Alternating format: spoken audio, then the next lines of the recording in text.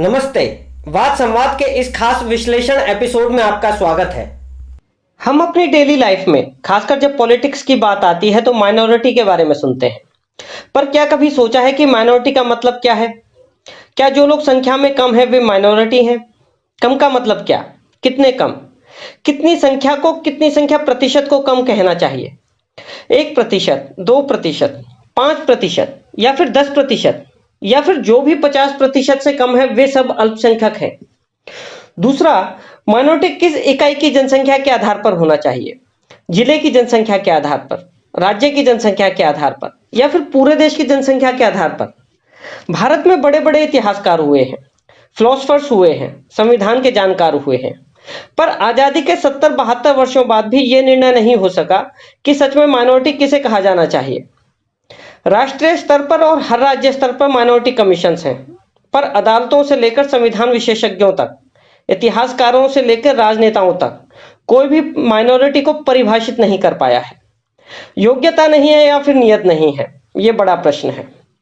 South Africa में संख्या के हिसाब से गोरे लोग थोड़े से थे, पर सारी अर्थव्यवस्था, सारी राजनीतिक ताकत उनके हाथ में थी, जिनके दम पर उन्होंने साउथ अफ्रीका के मूल निवासियों का, जो संख्या के हिसाब से बहुसंख्यक थे, उनका खूब शोषण किया।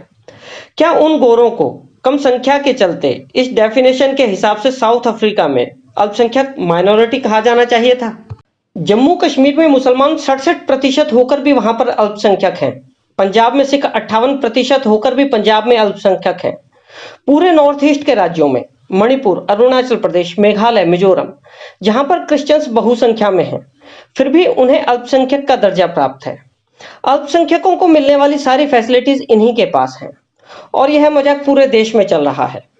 दरअसल भारत में माइनॉरिटी का मतलब है वोट बैंक की राजनीति। यदि माइनॉरिटी की सच में ही इतनी चिंता है तो सभी राज्यों के माइनॉरिटी कमीशन के जो अध्यक्ष हैं वे मुसलमान ही क्यों हैं?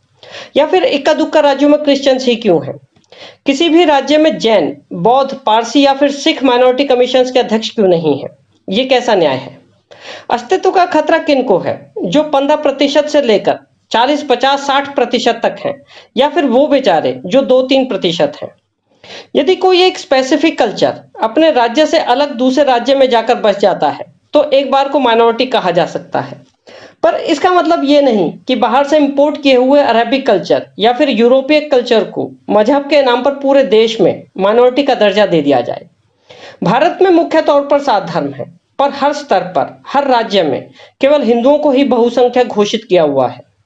जम्मू कश्मीर में लगभग 70% मुसलमान हैं, जो वहां की विधानसभा बनाते हैं, सारे कानून बनाते हैं, सारा प्रशासन उनके हाथ में है। वहां भी हिंदू ही बहुसंख्यक की श्रेणी में है। अल्पसंख्यकों को दी जाने वाली स्कॉलरशिप्स या फिर सारी अन्य फैसिलिटीज, उन पर 80 से 90% मुसलमानों का ही कब्जा है। ये कौन सा लॉजिक है पता नहीं। कानून जिस स्तर पर भी बनता है, चुनाव जिस स्तर पर भी होते हैं, जिला स्तर पर, राज्य स्तर पर या फिर राष्ट्रीय स्तर पर, उसी स्तर पर अल्पसंख्यक या बहुसंख्यक भी डिसाइड होना चाहिए। जम्मू कश्मीर में हिंदुओं को मारकर भगा दिया गया क्योंकि सारी राजनीतिक और आर्थिक ताकत मुसलमानों के हाथ में थी। यही अब वेस्ट बंगाल और केरला में भी हो रहा है। यदि सच में ये अल्पसंख्यक हैं तो यह कैसे हो सकता है?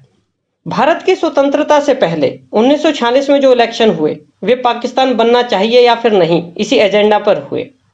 मुसलमानों की भारत में लगभग 20% तक की संख्या थी, यानी कि आज की परिभाषा के हिसाब से अल्पसंख्यक। जिन्ना की मुस्लिम लीग ने राष्ट्रीय स्तर पर 100% और राज्य स्तर पर 87% उन सभी सीटों को जीत लिया जहां पर मुसलमान राष्ट्रीय स्तर पर तो अल्पसंख्यक थे, पर जिला स्तर पर बहुसंख्यक। इसी चुनाव परिणाम ने निर्धारित किया कि मुसलमान पाकिस्तान चाहते हैं।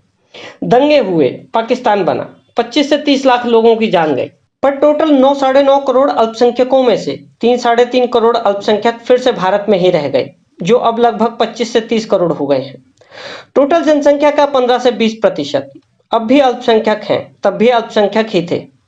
जानकार कहने लगे हैं कि बंगाल, असम, केरल और जम्मू कश्मीर को देखकर लगने लगा है कि फिर से 1946-47 के हालात बन रहे हैं।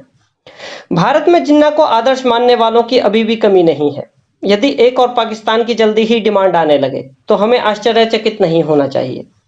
यदि हम आश्चर्यचकित होते हैं तो हम मूर्ख हैं, ना कि भोले भाले जो एक ही गलती दोबारा कर रहे हैं।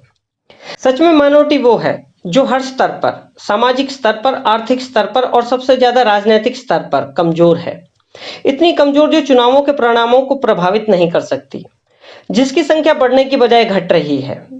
वह नहीं जिसको विशेष अधिकार प्राप्त है, जो खुद को समाज में मिक्स करने की बजाय अलग मानकर विशेष दर्जे का व्यक्ति मानता है, जो संख्या प्रतिशत बढ़ाकर डेमोग्राफी चेंज करने की हैसियत रखता है, और आखिर में जो चुनाव परिणामों को अपनी संख्या बल पर डिसाइड कर समाज पर कब्जा करने की हैसियत रखता है। धन्यवाद। यदि आपको हमारा यह वीडियो पसंद आया हो तो इसे लाइक और शेयर करें। हमारे साथ बने रहने के लिए हमारे चैनल वाद संवाद को सब्सक्राइब करें। धन्यवाद।